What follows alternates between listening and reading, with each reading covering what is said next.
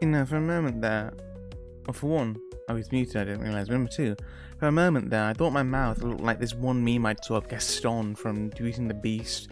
Look, his mouth had been really distorted to make him look like mentally handicapped, mentally disabled, and he's like, didn't he?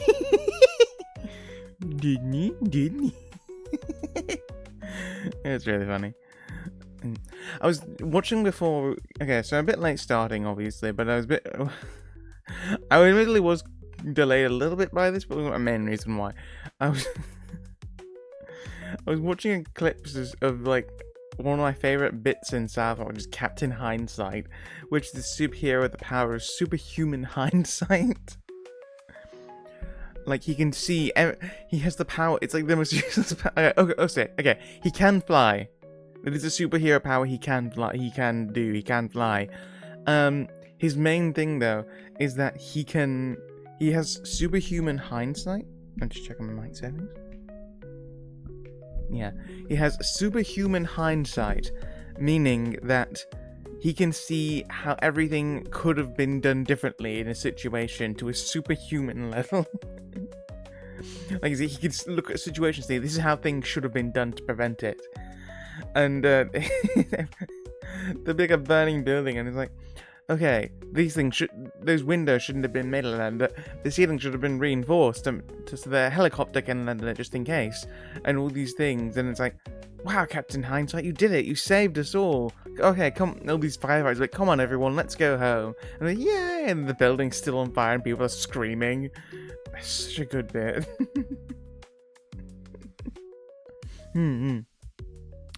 I was watching some videos earlier about the Digimon card game. Finally, we're on the new set World Convergence. Put Nyankot on? Yeah, what? Sure, why not, Buster? Why not?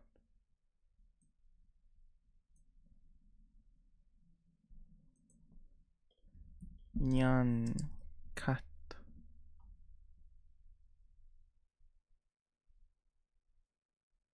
Nyankat for 100 hours, goddamn. You could upload a 100-hour video on YouTube?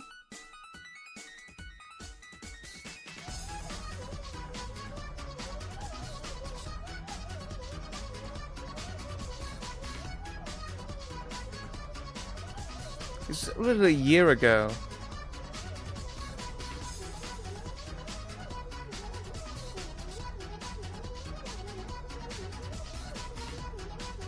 It's literally 1 year ago, what the hell? And look at the description of this video, it says, when Nyankat, 10th of November, no, it's 10th of 2023 even, I guess, it wasn't 1 year ago. When Nyankat was most popular, I would always search for the longest possible video. In each search suggestion, there was an option for Nyankat 100 hours. No, in the search suggestion, there was never an option for Nyankat for 100 hours. Obviously, you could never find a video like that, so I took up the challenge with my new knowledge of video files. Simpler, more innocent time. Dude, I know you don't pay attention to like VTuber stuff. There's been a lot of like VTuber drama on like just like shit goings on in the VTuber sphere with like very prominent creators and very prominent figures, which has been really fucking draining to see. Especially when I'm like a fan of some of the people involved, right? It sucks to see, right? Well, so I understand that. Well, so I don't think you know anything about it. I understand the desire to want to go back to simpler times. Granted, I was never super into Nyankat. I always knew of its existence. I was never super into it though. I really did like the game. What was it called? The unicorn game. It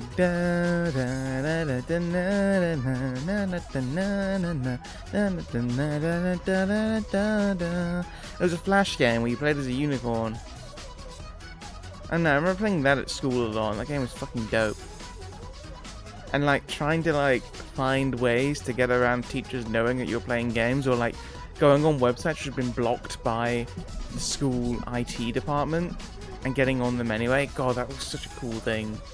You felt so badass for like just being able to dive into the internet and find the websites that they hadn't blocked. It was awesome. Yeah, it was wild to see. I didn't hear into like Vocaloid or anything. I was never into Vocaloid personally, though. I've had a couple of songs recently by the artist Deco27, which I've really liked. There's a song which I've been listening to a lot called Monitoring, which is a recent song by him, which has got a lot of covers as well. Because, from my understanding, a lot of like Vocaloid songs are not like they don't have like copyright on them, so a lot of them can get covered pretty easily without any kind of like risk of your video getting taken down or any kind of legal action being taken against you. Yeah, I've never been a fan of Miku, but I'm liking these new songs. Whenever it just so happens to overlap with something I already like. Fair enough. Like, I'm gonna show you Monitoring. Monitoring. Actually, no, Peace Walker had an entire vocal. Wait, no, I'm not gonna show this because I need to show the video, probably for you to get it all. But well, I don't know that actually. I should probably get the volume muted, maybe. I don't know. But yeah, it's fine. I'll send it to you later on. The bosses sang your own Vocaloid songs in it. That's pretty cool. So hang on. So it was a Vocaloid feature then. Oh, sorry. And missing the first time. Entire Vocaloid feature. I see. Wow. I don't know if like the person behind the Miku voice have done a concert for Miku as a brand. That's very funny. That's very cool. To my understanding, from what little knowledge I do have, apparently getting Vocaloid to do certain things is really difficult, actually. Like, obviously it's like a machine voice, right? But it's like, getting it to sing in English is very difficult, apparently. It takes a lot of finicking and finagling to get it just right, if you want it to speak in English. There's no phonemes, yeah. It can be a difficult task. On the flip side, you can change it. You can make it sound like however you want, basically. That's why it didn't work so well. Like, I don't know if I'd want like Big Boss singing to me anyway. If I'm being honest. Listen, I'm sure for some people it's their dream to have Big Boss sing them to sleep at night. Not for me. I'm putting the other BGM back on now. I'm getting tired of this. This is meant to be a chill stream. Fuck you, Buster.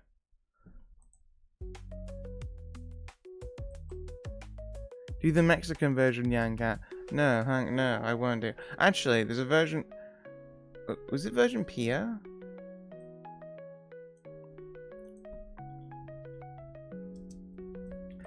I know you don't like VTubers at all. There's a very cute VTuber called Yukinoshita Pia, she's Japanese. She's learning English. Actually, hang on.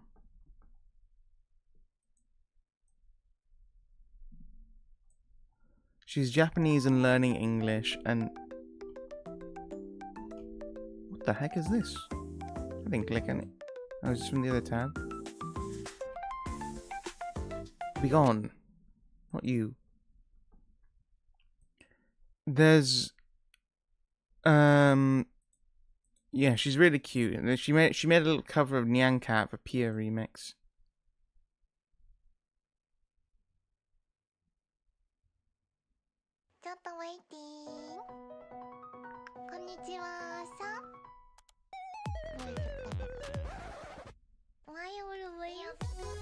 Hang on, wait. Maybe it's like actually no. I think you'd like the video. It's very like YouTube poop-esque. Hang on, 1 second. Do you understand what I mean by that? Very YouTube poop-esque. I'm sure you'd understand what I meant by that.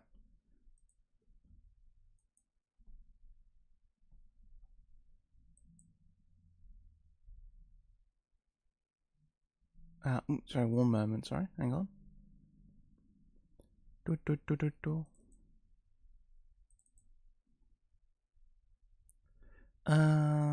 Change that to. There, yeah.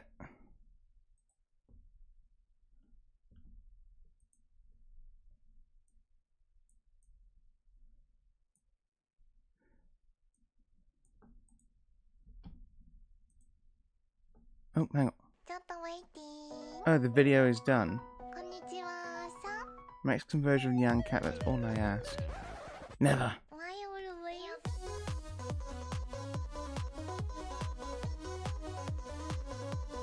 It's very like old school editing almost, you know what I mean?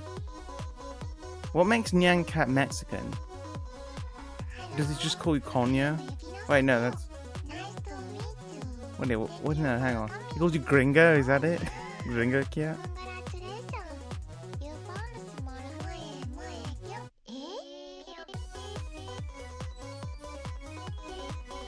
I don't know why she made this. But yeah, she's very cute. She's like a Japanese native learning English through streaming. It's very, very endearing to see. It's a taco instead. That's okay. That's very funny. Do you know what ahage is, Buster, in your studies of Japanese? It's a little... It means like idiot hair. I wonder what they would be like if VTuber did this in the 10s. Probably like better.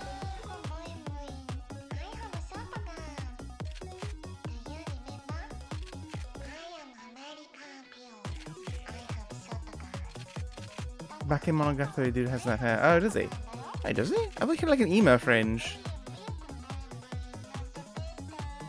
And Edward Elric. Oh yeah, Edward. Yeah, and then like, I remember it like being used like a radar in some things. That was a thing. Yeah. Oh, hang on. Okay.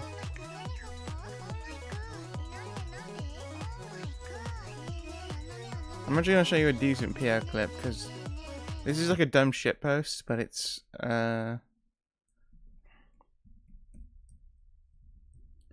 there's some like very cute clips of Yukinoshita Pia which I want to show you. TV tropes fucking ruin. I think it ruined a lot of people.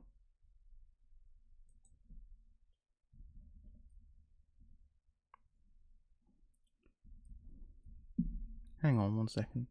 I'm really bad at like typing and talking at the same time. I can't multitask and save my life. Okay, listen. I know you like fucking despise VTubers with every fiber of your being, and you think they're a blight which should be killed. But if you think this isn't the cutest thing ever, you're fucking gay. Oh, she's. Oh yeah. Context. She's just making hot pot.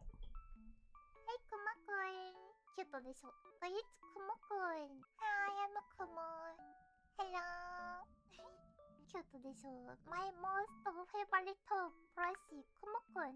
I really love you. Hi everyone. Hello. How are you all?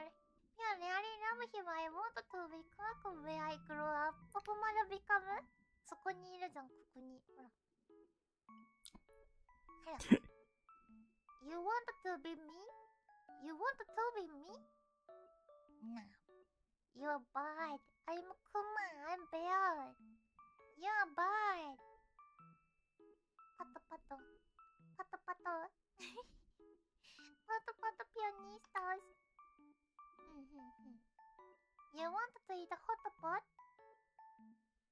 You want a hot pot? I grab you and you eat put in my hot pot. I eat you. I thought the broken English there, so she's doing her best.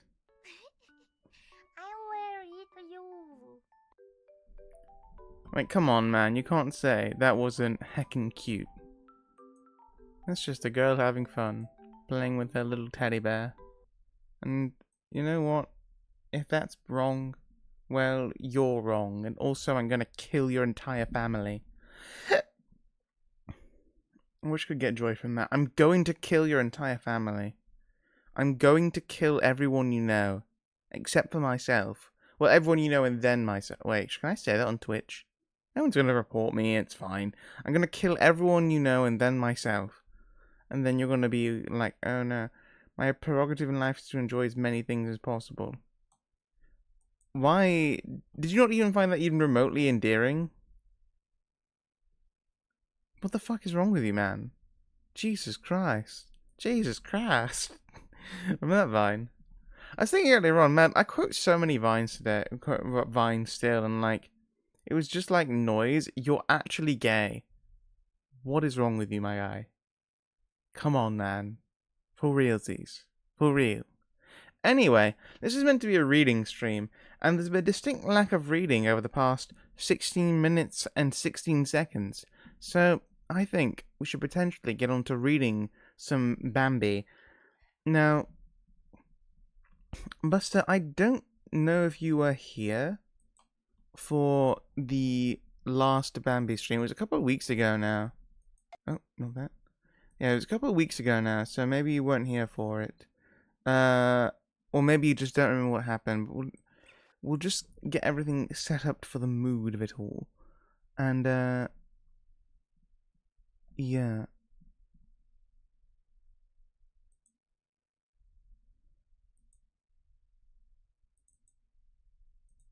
We're gonna...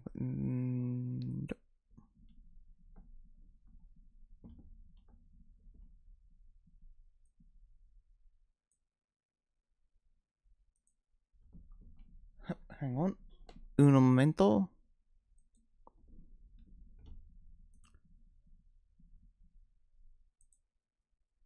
Hang on. Yeah, you read my mind. I did. And I'm gonna read a book as well in a second. We're going places.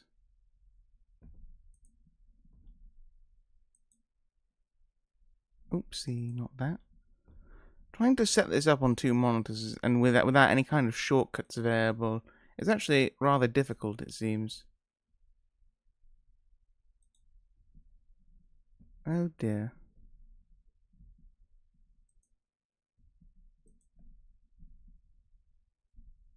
That doesn't work. Hang on.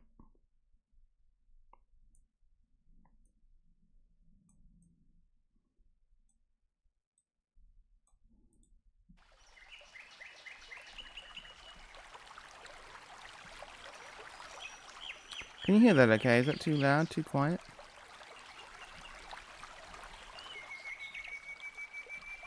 I'm going to shoot myself down a bit, actually, because... Let's do this. I'm going to have this on maybe I'll just turn it off, the music off, actually. I'll have the background on, just whilst we're reading, just so... I don't want to be the case where we're in a very tense scene and then something happens where it's like, we have gentle, calming music in the background while someone is shooting a gun.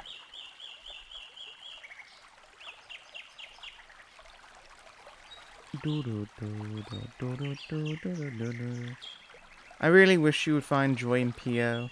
It's one of the few things which keeps me going through the day sometimes. Just this cute girl being a cute person, just trying her best in life. Oftentimes failing, actually. She's a bit of a girl fail. You know what I've really realised, Buster? Wait, fuck. You know what I've really realised?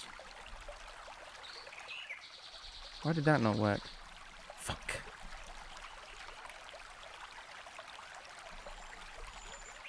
There we go. I'm a bit big, aren't I? Let's just shrink down a bit. Yeah. I thought it was the reading. Bam. No, it's Bambi. A forest in the woods. A life in the woods. Yeah, I've realised something. I really like pathetic women. I Bambi, the prequel to I, Robot set in a forest. Yeah, I realised I really like pathetic women. Like, I like women who are like, what, clip the I Bam, but clip the I like pathetic women. I Bambo. You Bambot, I Bamboozle. We are not the same. But yeah, I don't know. I figured I really like pathetic women. Don't know why. I just think it's kind of nice when a woman is like just a complete girl fail, right? I realize that when I look at fiction, the amount of women who are like, I'm just like, the really bullyable is like really quite high, and I'm like, huh, Lily's meant. I like how in Futurama Lily's meant to be the voice of reason, but she's just a notch less dumb than Fright. Well, it's not less, because Leela's kind of a badass. When I'm on about like a pathetic, someone who's pathetic, I mean like just a complete total loser. Leela has her moments of badassery, like she can beat someone up very easily. Like, there's that bit in Futurama where it's like, and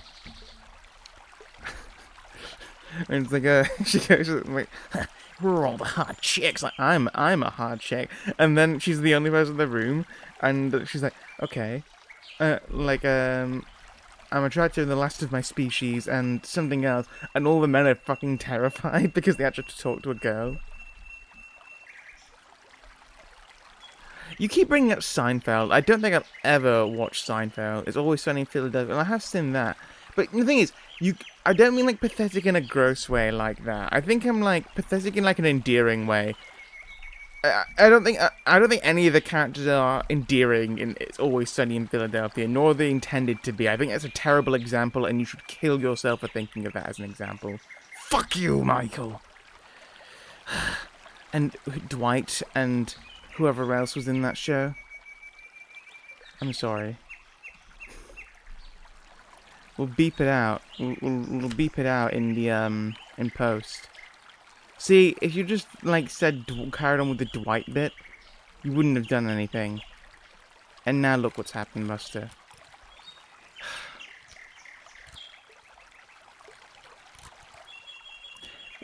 What was... Okay, so like, the final actor of The Office US, did he like quit the show for like the last season? Was that what happened? I thought that the last season was done without him. Or like, was it just the last few episodes? I've not watched all of The Office. Anyway, but yeah, I don't know. I think like bullyable girls who are very endearing are nice.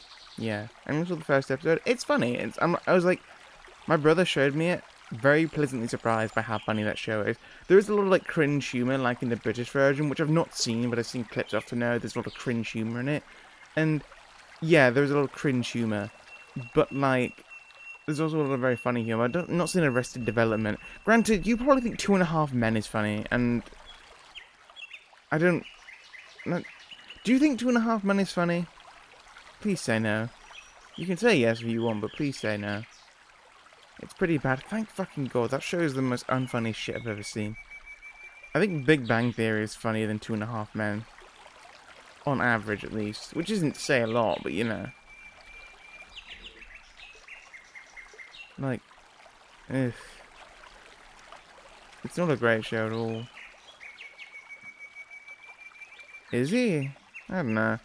I saw on Graham Norton one time talk about how he once had dinner with Donald Trump, and he gave him these like cufflinks as a gift because he's like a rich guy trying to prove he's rich. Like, these are pure onyx cufflinks, and he got them appraised, and they weren't even real gems. And it's like, oh. And he's like, yeah, I don't know if I want this guy. I don't want to vote for this guy if he can't even be honest about that. Not a political stream at all, but I thought that was like a very funny anecdote from his life when he... I think, yeah, did I say what was from Graham Norton he was on for that one? Yeah. Yeah, a very interesting anecdote from the time. This is a couple of years ago now, from like Trump's first session in office.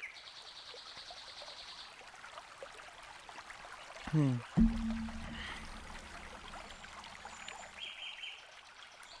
you think so? I don't know. I just don't think it's a funny show at all. So, yeah. I know, I just don't like it. Anyway, let's turn this down. So, last time we were reading Bambi, what happened was, so, just to catch it, because we're on chapter 12. Unfortunately, it's been a rather bad time for Bambi here. His mother is dead after an attack at winter time from several humans. Unfortunately, that's happened. He is now growing up alone with no one to help him, and he's kind of old enough now in his teenage years where the other male stags have kind of like abandoned him or seeing him as a rival, and are thus bullying him out of socializing, which is the case. What happens most of the time with the animals at this age, right? So he's kind of been bullied out, and he's very much alone, and he's feeling rather sad about it. However, he saw, at the very end of the last chapter, a beacon of hope in the old stag, the so-called Prince of the Forest, or the King of the Forest, maybe, in this case. But the old stag, he's met him again, and I think for the third time now. And the old stag gave him some encouragement, which none of the other males have done. The old stag's been like, "Hey, it's a long." To quote him, he said here, "It's a long time since I've seen you. You've grown big and strong. Act bravely." Very encouraging words from a figure he is absolutely enamored with. But yeah, let's get on to it. So yeah, chapter 12. It was summer and sizzling hot. The same longing he had felt before began to stir again in Bambi, but much more strongly now than then. It seethed in his blood and made him restless. He strayed far afield. One day he met Faline. He met her quite unexpectedly, for his thoughts were so confused, his senses so clouded by the restless desire that raged within him, that he did not even recognize Faline. She was standing in front of him. Bambi stared at her speechless for a while. Then he said as though fascinated, "How beautiful you've grown, Faline." "So you recognize me again?" Faline replied. "How could I help recognizing you?" cried Bambi. "Didn't we grow up together?" Faline sighed. "It's a long time since we've seen each other," she said. Then she added, "People grow to be strangers." But she was already using her gay, bantering tone again. They remained together. "I used to walk on this path with my mother when I was a child," Bambi said after a while. "It leads to the meadow," said Faline. "I saw you for the first time in the meadow," said Bambi a little solemnly. "Do you remember?" "Yes," Faline replied. "Gobbo and me?" She sighed softly and said, "Poor Gobbo." Bambi repeated, "Poor Gobbo." Then they began to talk about old times and asked each other every minute, "Do you remember?" Each saw that the other still remembered everything, and they were both pleased at that. "Do you remember how we used to play tag on the meadow?" Bambi reminisced. "Yes, it was like this," said Faline, and she was off like an arrow. At this, Bambi hung back, somewhat surprised, and then he rushed after her. "Wait, wait!" he cried joyously. "I can't wait," teased Faline. "I'm in too much of a hurry." And bounding lightly away, she ran in a circle through the grass and bushes. At last, Bambi caught up with her and barred the way, then stood quietly side by side. They laughed contentedly. Suddenly, Faline leaped into the air as though someone had hit her and bounded off anew. Bambi rushed off after her. Faline raced around and around, always managing to elude him. "Stop!" Bambi panted. "I want to ask you something." Faline stopped. "What do you want to ask me?" she inquired curiously. Bambi was silent. "Oh, so you're only fooling me," said Faline, and started to turn away. "No," Bambi said quickly. Stop! I wanted... I wanted to ask you... Do you love me, Faline?" She looked at him more curiously than before, and a little guardedly. "I don't know," she said. "You must know," Bambi insisted. "I know very well that I love you. I love you terribly, Faline. Tell me, why don't you love me?" "Maybe I do," she answered coyly. "And will you stay with me?" Bambi demanded passionately. "If you ask me nicely," Faline said happily. "Please do, Faline, dear. Beautiful, beloved Faline," cried Bambi, beside himself with love. "Do you hear me? I want you with all my heart." "Then I'll certainly stay with you," said Faline gently, and ran away. In ecstasy, Bambi darted after her again. Faline fled straight across the meadow and swerved about and vanished into the thicket. But as Bambi swerved to follow her, there was a fierce rustling in the bushes, and Kara sprang out. "Halt!" he cried. Bambi did not hear him. He was too busy with Faline. Let me pass, he said hurriedly. I haven't time for you. Get out, Karis commanded angrily. Get away from here this minute, or I'll shake you until there's no breath left in your body. I forbid you to follow Faline. The memory of last summer, when he had been so often miserably hunted, awakened in Bambi. Suddenly he became enraged. He did not say a word, but without waiting any longer, he rushed at Karis, with his antlers lowered. His charge was irresistible, and before he knew what had happened, Karis was lying in the grass. He was up again, quicker than a flash, but was no sooner on his feet than a new attack made him stagger. Bambi! He cried. He tried to cry again, but a third blow that glanced off his shoulder nearly choked him with pain. Karis sprang to one side in order to elude Bambi, who came rushing on again. Suddenly, he felt strangely weak. At the same time, he realized, with a qualm, that this was a life-and-death struggle. Cold terror seized him. He turned to flee from the silent Bambi, who came rushing after him. Karis knew that Bambi was furious and would kill him without mercy, and that thought numbed his wits completely. He fled from the path and, with a final effort, burst through the bushes. His one hope was of escape. All at once, Bambi ceased chasing him. Karis did not even notice this in his terror, and kept straight on through the bushes as fast as he could go. Bambi had stopped because he had heard Faline's shrill call. He listened as she called again in distress and fear. Suddenly, he faced about and rushed back. When he reached the meadow, he saw Ronno pursuing Faline, who had fled into the thicket. "Ronno!" cried Bambi. He did not even realize that he had called. Ronno, who could not run very fast because of his lameness, stood still. "Oh, there's our little Bambi," he said scornfully. "Do you want something from me?" "I do," said Bambi quietly, but in a voice which control and overpowering anger had completely altered. "I want you to let Faline alone and leave here immediately." "Is that all?" sneered Ronno. "What an insolent gamin you've got to be. I wouldn't have thought it possible." "Ronno," said Bambi still more softly, "it's for your own sake. If you don't go now, you'll be glad to run later. But then you'll never be able to run again." "Is that so?" cried Ronno in a rage. "Do you dare talk to me like that?" "It's because I limp, I suppose. Most people don't even notice it. Or maybe you think I'm afraid of you too, because Karis was such a pitiful coward. I give you fair warning." "No, Ronno," Bambi broke in. "I'll do all the warning. Go." His voice trembled.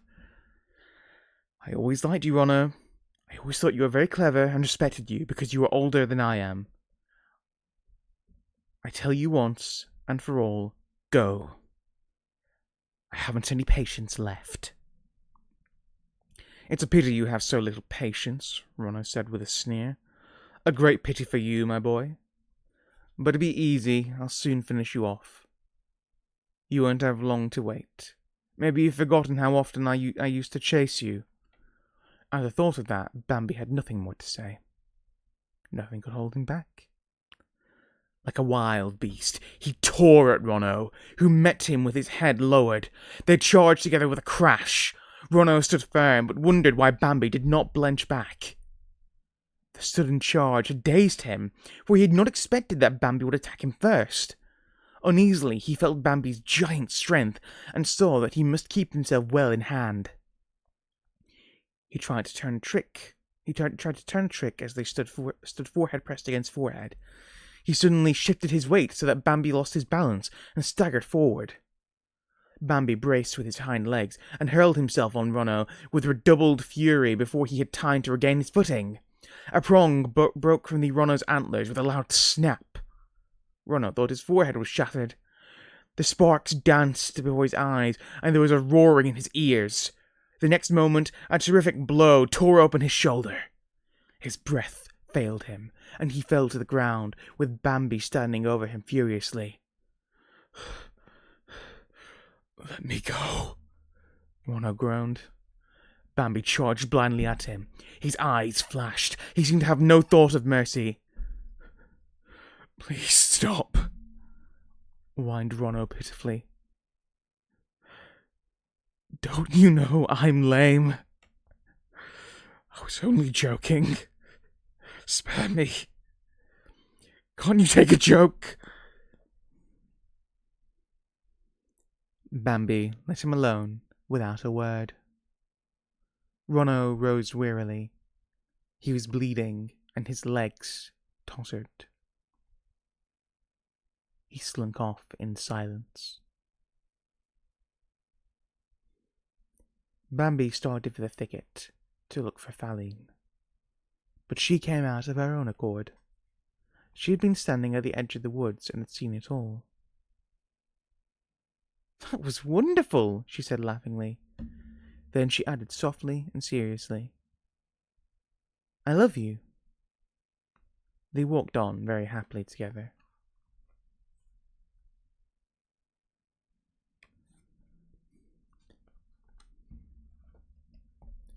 It's an odd thing to see a little Bambi so enraged like that. I guess that's how things are in the animal kingdom, isn't it? To be driven to anger and violence like that to defend what you want, would that be property, territory, or a potential mate in this case? Still, it does break my heart a bit to see Bambi so violent now. But on the other hand, those guys bullied the shit out of him, so it's nice to see him being able to stand up for himself.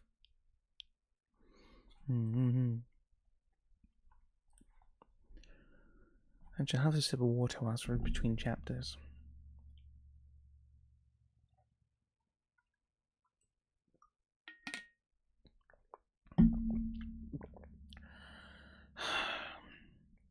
Right here. Chapter 13. One day, they went to look for the little clearing in the depth of the woods, where Bambi had last met the old stag. Bambi told Faline all about the old stag and grew enthusiastic. "Maybe I'll meet him again," he said. "I'd like you to see him." "It would be nice," said Faline boldly. "I'd really like to chat with him once myself." But she wasn't telling the truth for... Though she was very inquisitive, she was afraid of the old stag. No, for, though she was very inquisitive, she was afraid of the old stag. I read that wrong there. The twilight was already dusky grey. Sunset was near. They walked softly side by side with the leaves hung quivering on the shrubs and bushes, and permitted a clear view in all directions.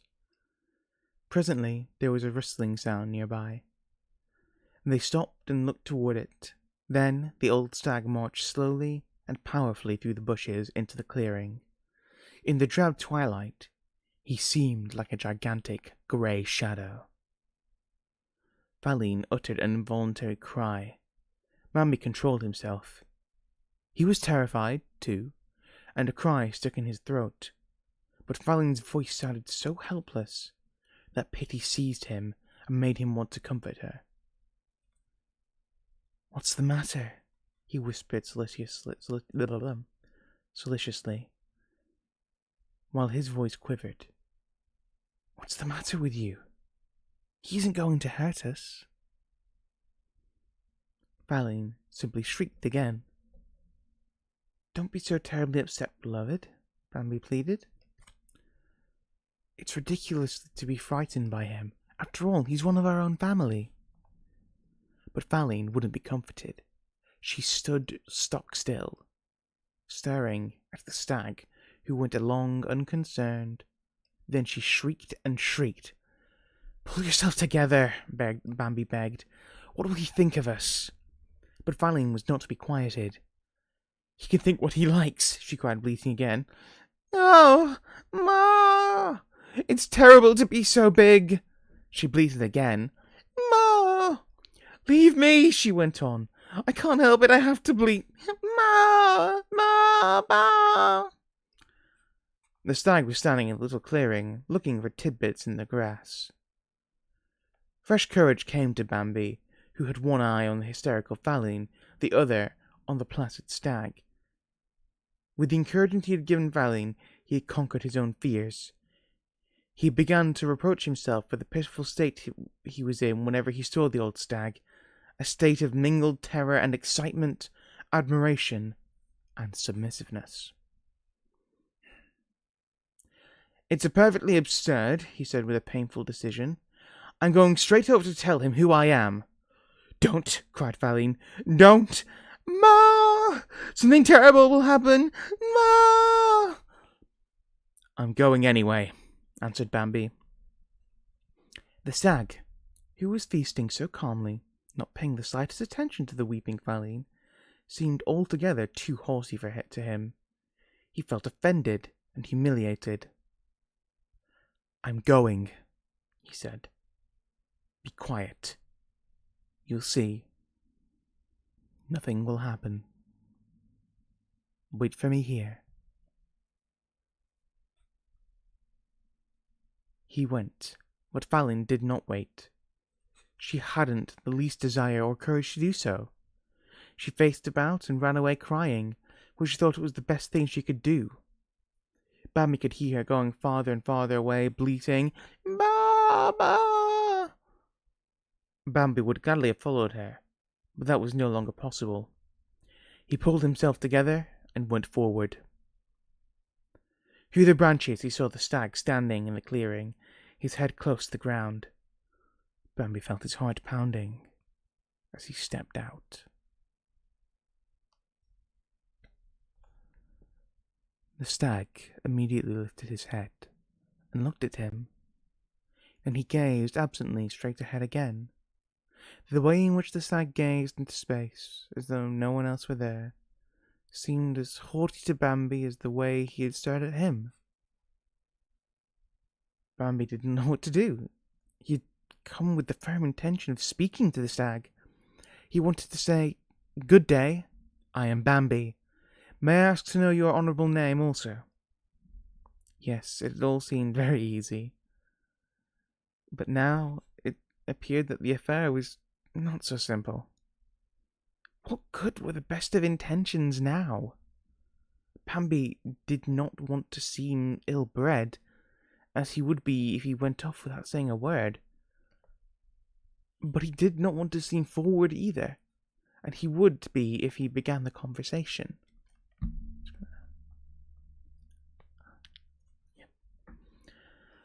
The stag was wonderfully majestic. It delighted Bambi and made him feel humble. He tried in vain to arouse his courage, and kept asking himself, Why do I let him frighten me?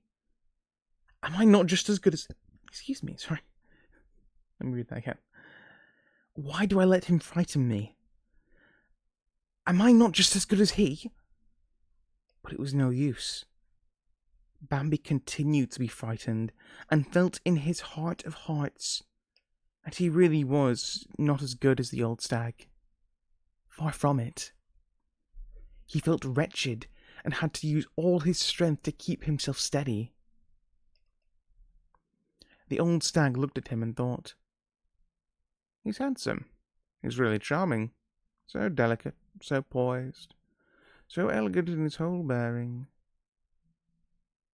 I must not stare at him, though. It really isn't the thing to do.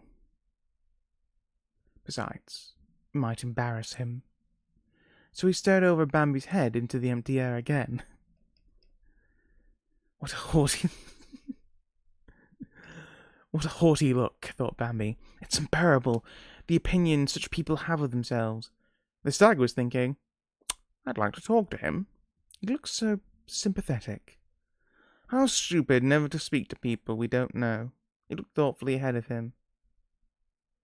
I might as well be air, said Bambi to himself. This fellow acts as though he were the only living thing on the face of the earth. What should I say to him? The old stag was wondering. I'm not used to talking. I'd say something stupid and make myself ridiculous. For he's undoubtedly very clever. Bambi pulled himself together and looked fixedly at the stag. How splendid he is, he thought despairingly. Well, some other time, perhaps, the stag decided and walked off, dissatisfied, but majestic. Bambi remained filled with bitterness.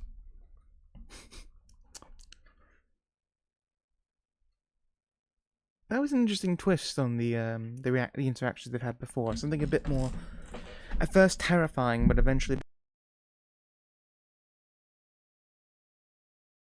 the old stag about him feeling potentially just as awkward as Bambi in some cases.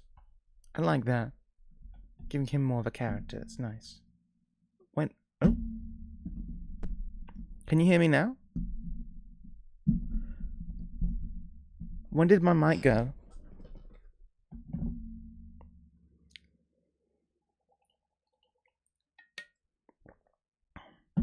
Only for a second? Okay. No, I was just saying, it's nice that, the old stag's getting some characterization. He's potentially not so different from Bambi after all, despite Bambi's utter admiration for the chap. The mouth tracking isn't working the best. I think it's maybe just because of my microphone placement, actually. Hey, na, ba, na, na, ba, ba, na. Yeah. Anyway, I just realized we're actually almost done with the book. We're on page 163. I only have about 100 pages left. That's pretty good. Yeah. We're going to a couple more chapters, though. We're only doing 2 chapters, though. Not even got an hour in yet, so that's fine. But yeah, no, I do like that, the idea of the stag's character being developed. I imagine the stag will die. They describe him an old stag, so he's not long for the world, probably, but who knows? Hopefully he'll be around for a bit. I don't know if on the front cover of the illustration, the book, actually, was the cover illustration here? This is the version I'm reading. Was that also by Richard Cowdery? I wonder if it says. Yeah, it doesn't seem like there's any different artists for the cover.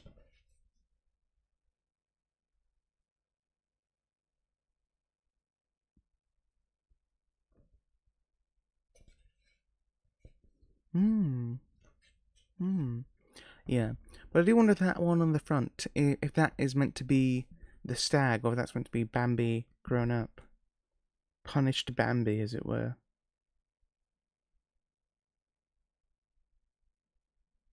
Anyway.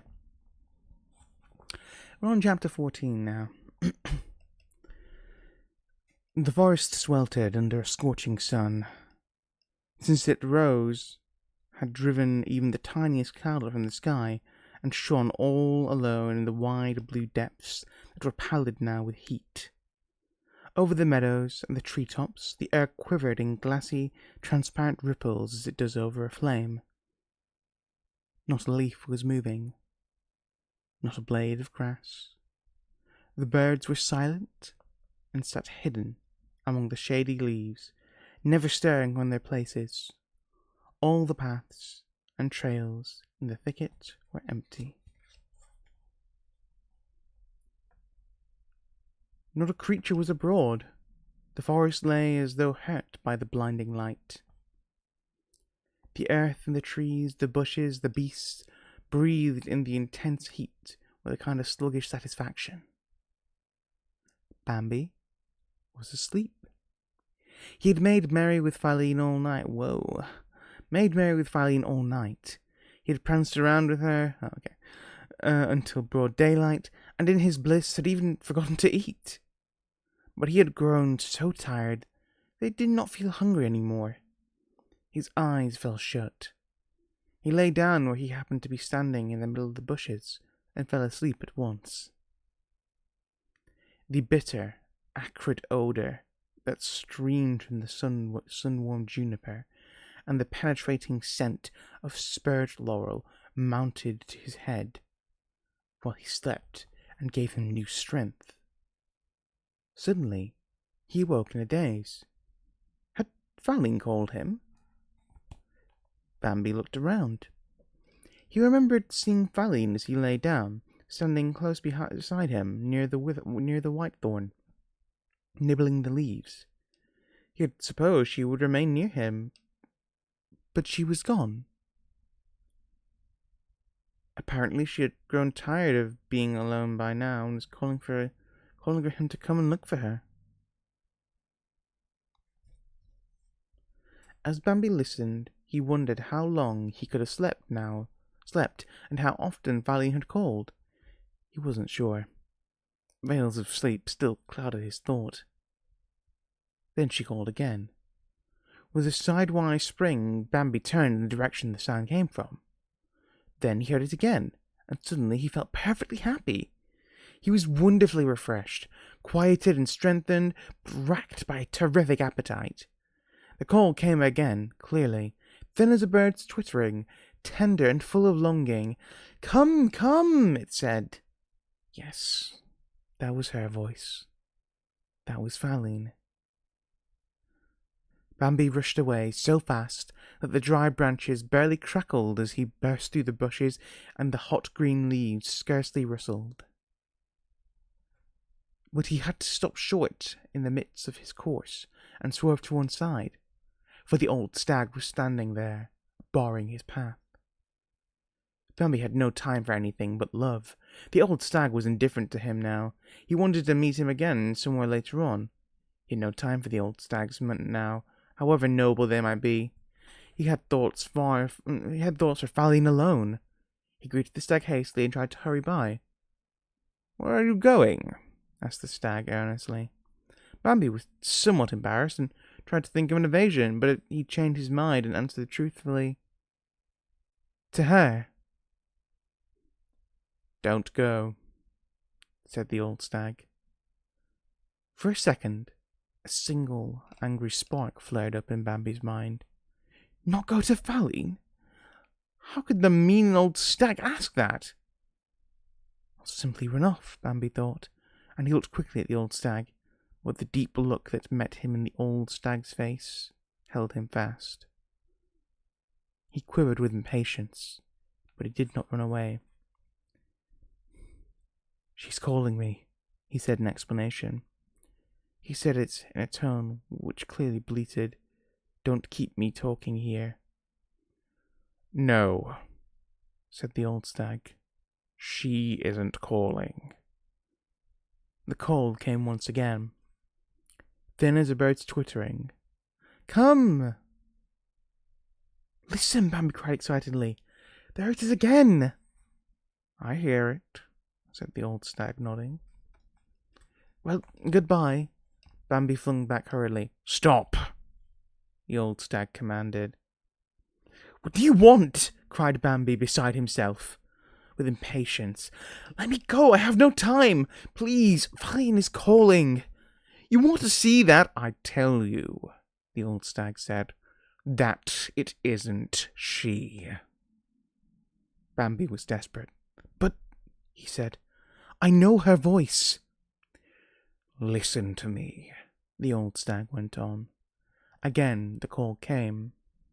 Bambi felt the ground burning under his feet. "Later," he pleaded. "I'll come right back." "No," said the old stag sadly. "You'll never come back again." The call came again. "I must go, I must go," cried Bambi, who was nearly out of his wits. "Then," the old stag declared in a commanding voice, "we'll go together." "Quickly," cried Bambi, and bounded off. "No, slowly," commanded the old stag, in a voice that forced Bambi to obey.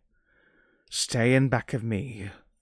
Move one step at a time." The old stag began to move forward. Bambi followed, sighing with impatience.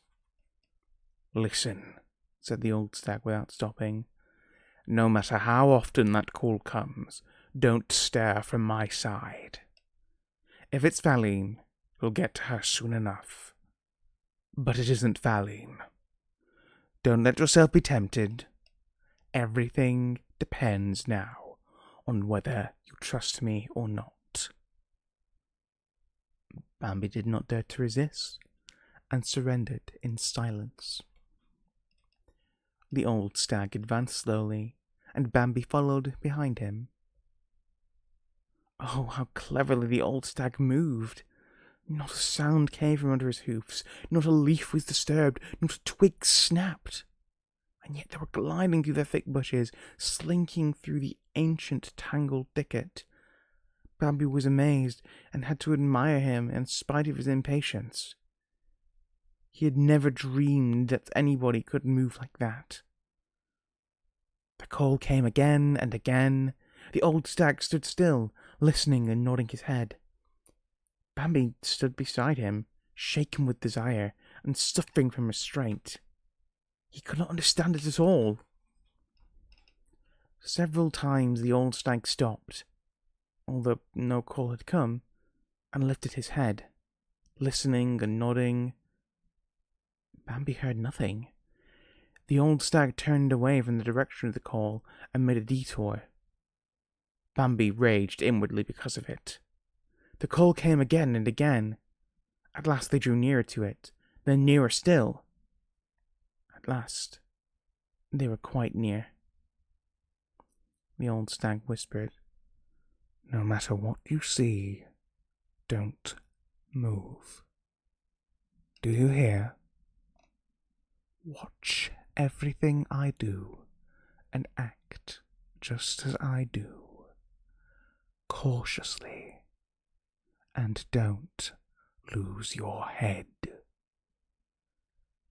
They went a few steps farther, and suddenly that sharp, arresting scent that Bambi knew so well struck them full in the face. He swallowed so much of it that he nearly cried out. He stood as though rooted to the ground. For a moment his heart seemed pounding in his throat. The old stag calmly beside him, motionless with his eyes. He was standing there. He was standing quite close to them, leaning against the trunk of an oak, hidden by hazel bushes. He was calling softly, "Come, come!" Bambi was completely bewildered.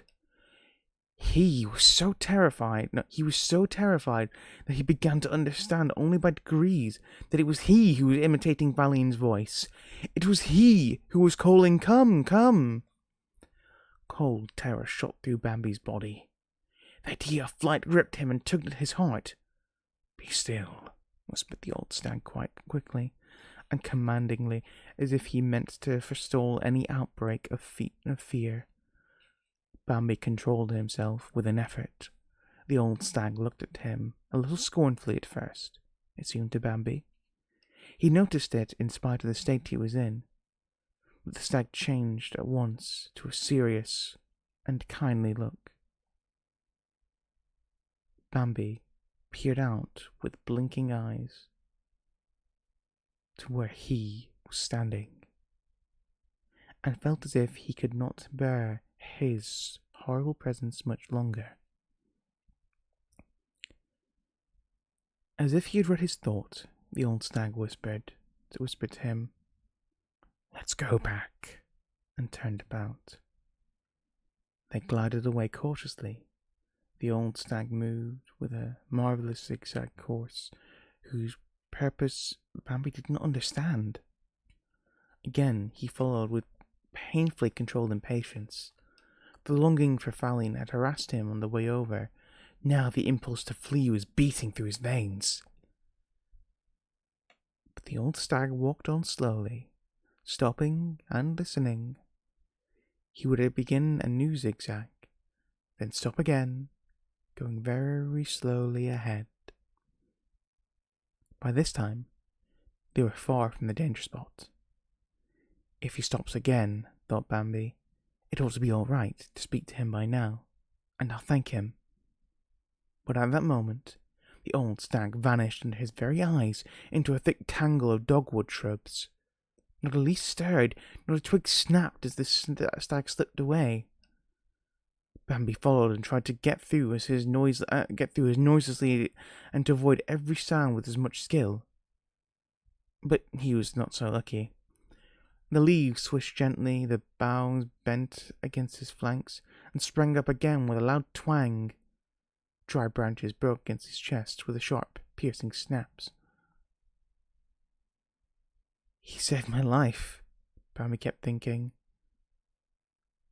What can I say to him? But the old stag was nowhere to be seen. Bambi came out of the bushes. Around him was a sea of yellow, flowering goldenrod.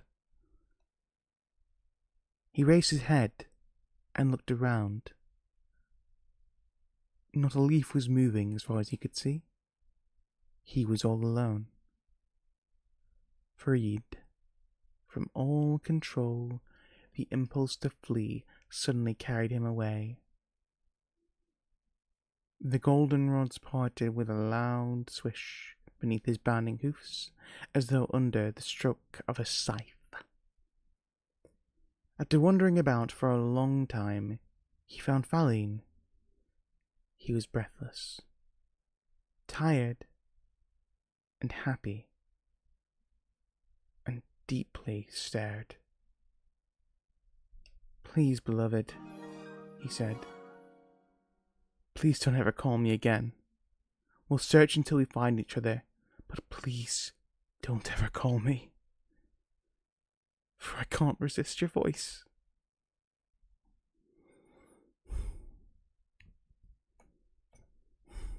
And that's the end of the chapter. Sorry about the delay. Thank you very much, Ice Boy. I appreciate the follow.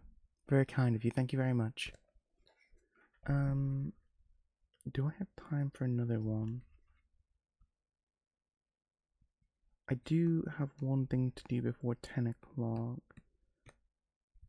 What do you say, folks? Do you want to leave it there as like an ending point? Or do you want to carry on chapter 15? Because I may need to head out for just a moment.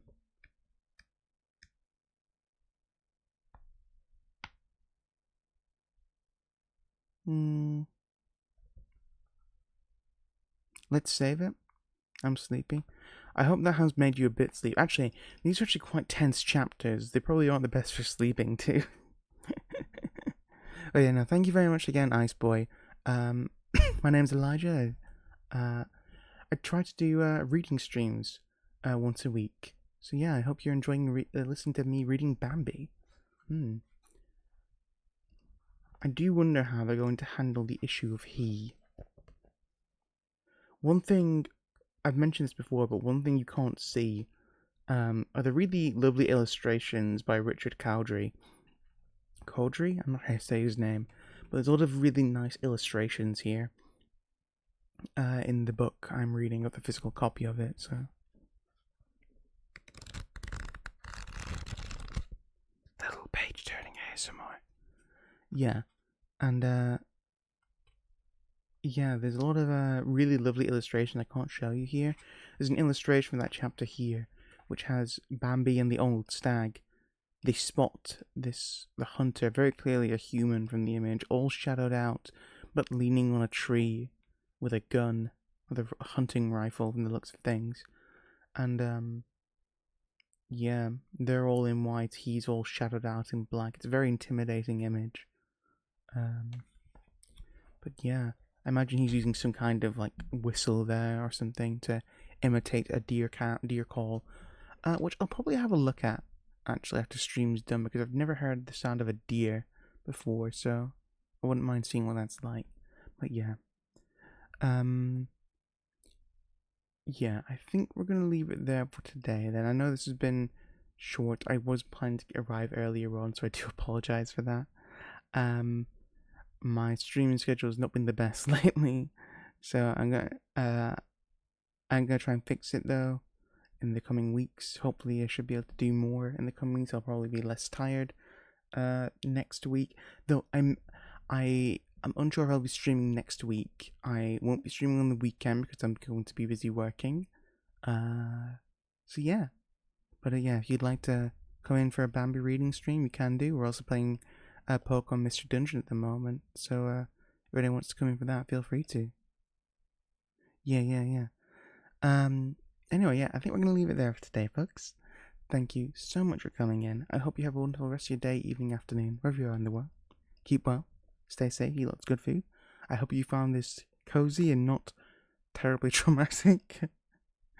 And yeah, I'll see you next time. Okay, thanks a lot. Bye-bye. Bye. Bye. Bye.